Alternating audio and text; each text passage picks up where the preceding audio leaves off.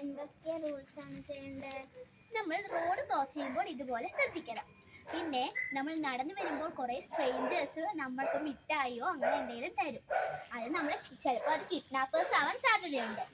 അത് കാരണം നമ്മൾ അവരുടെ കയ്യിൽ നിന്ന് ഒന്നും വാങ്ങി കഴിക്കരുത്. പിന്നെ നിലത്ത് കിടക്കുന്ന മിഠായികൾ കവറുകളോ അതൊന്നും എടുക്കരുത്.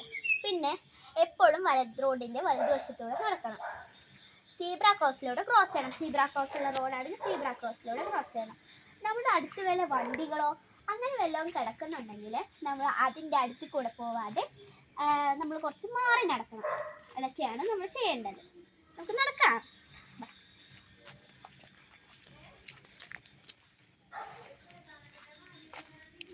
ചേച്ചി ഇനി പട്ടികളെ കണ്ടല്ലോ. സ്ട്രേഞ്ച് ഡോഗിനെ കണ്ടാൽ നമ്മൾ അതിൻ്റെ അടുത്ത് പോവാതെ നമ്മൾ മാറി നടക്കും.